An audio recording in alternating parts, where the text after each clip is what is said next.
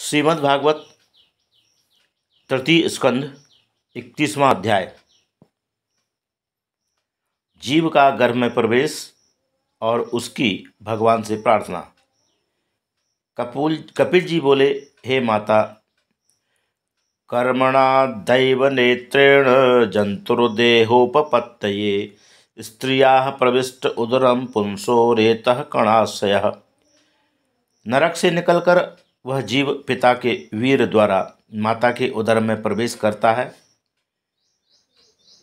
एक रात्रि में शुक्र और शोणित, वीर और रज मिलकर एक हो जाते हैं, उसे कलल कहते हैं। 5वें दिन वह गोलाकार हो जाता है। 10वें दिन बेर के समान कड़ा हो जाता है और 15वें दिन मांसपिंड के आकार का हो जाता है। 1 महीने में उसमें सिर निकलता है। 2 महीने में हाथ, पैर आदि शरीर के अवयव बन जाते हैं। 3 महीने में नख, रोम, हड्डी, चर्म और लिंग या योनि के चिन्ह निकल आते हैं। 4 महीने में 7 धातुएं रस, रक्त, मांस, मेदा, मज्जा, अस्थि और शुक्र उत्पन्न हो जाती है। 5वें महीने में उसे भूख प्यास लगने लगती है। 6ठे महीने में झिल्ली से वेष्टित होकर वह माता के दक्षिण कुक्षी में घूमता है। उस समय माता जो कुछ खाती पीती है, उसी से उसका भी पोषण होता है और वह वहाँ जंतुओं के साथ विष्ठा मूत्र भरे कुक्षी गह्वर में पड़ा रहता है। सेते विण मूत्रयोर्गते सा जंतुर्जस्तु संभवे। कुक्षी के कीड़े उसके कोमल शरीर को काटते हैं, जिससे वह मूर्छित हो जाता है और महान क्लेश पाता है।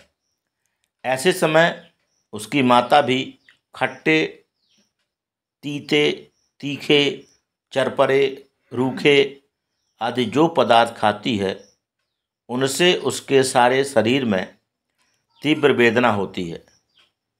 झिल्ली में बंधा वह जीव गर्भाशय में उल्टा लटका रहता है। उस समय उसे सैकड़ों जन्मों का स्मरण होता है, किंतु शांति नहीं मिलती। लंबी लंबी सांसें वह लिया करता है। 7 महीने में उसे ज्ञान भी हो जाता है। तब वह हाथ जोड़कर भगवान की स्तुति करता है। तस्योपसन्नमवितुम जगदीक्षयात्तो नाना तनोर्भुवि चलच्चरणारविंदम सोहम व्रजामि शरणम यकुतो भयम मे येने दृशि गतिर्दर्शय सतोनुरूपा। जगत की रक्षा करने के लिए नाना रूप धारण करने वाले आपके निर्भय चरणों की मैं शरण लेता हूँ। जिन आपने मेरे कर्मों के अनुरूप गर्भवास रूप विलक्षण गति मुझे दिखाई है, इससे मेरा उद्धार कीजिए। आपकी माया से यह शरीर धारण कर मैं बंधन को प्राप्त हो गया हूँ। मेरे साथ रहते हुए भी आप सर्वथा मुक्त हैं। अपने अंश को भी मुक्त करें।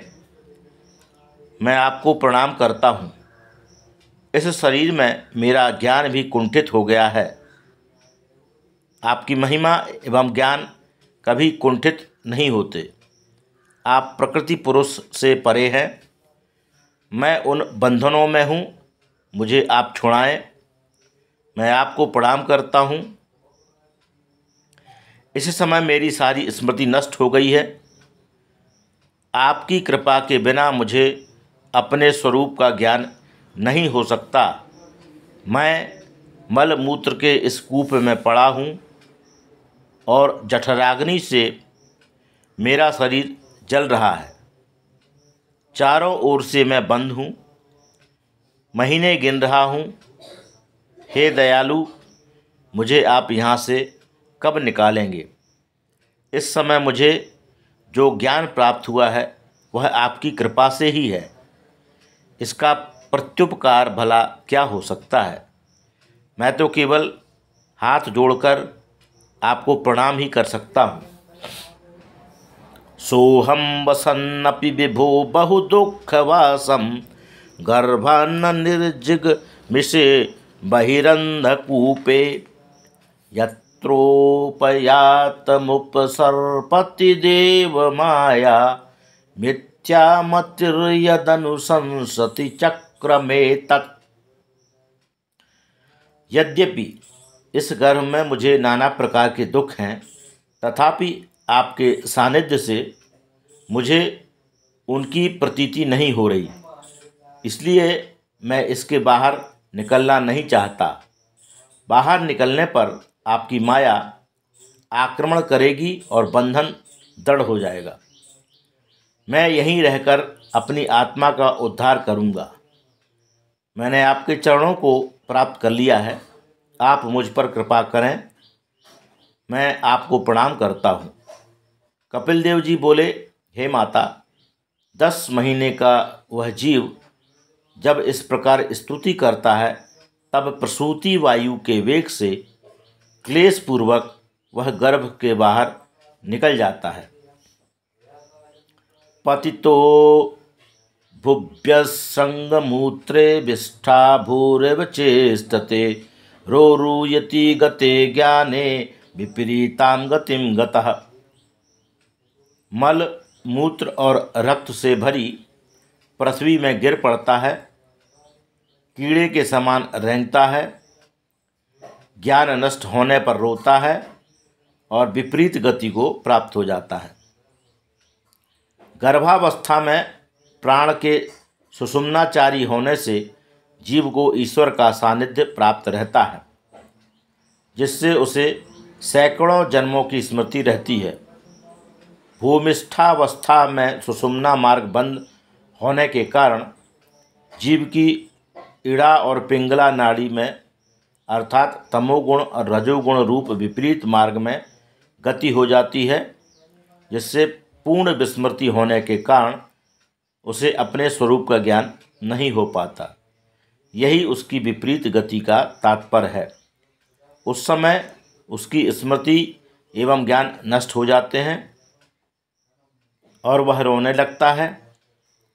बाल्यावस्था के नाना प्रकार के कष्ट भोगकर जब जीव युवावस्था में आता है, तब वह कामी पुरुषों का संग कर स्त्रियों के साथ क्रीड़ा करता है और उनके मोह में फंसकर वही कर्म करता है जिससे उसका पुनः बंधन होता है। मोक्ष का कोई उपाय नहीं कर पाता। उचित तो यही है कि वह कामी पुरुषों का संग छोड़कर भगवत भक्तों का संग करे और शरीर तथा स्त्री पुत्र आदि की अहमता ममता का त्याग कर भगवान के भजन में लग जाए। तृतीय स्कंद का 31वां अध्याय समाप्त।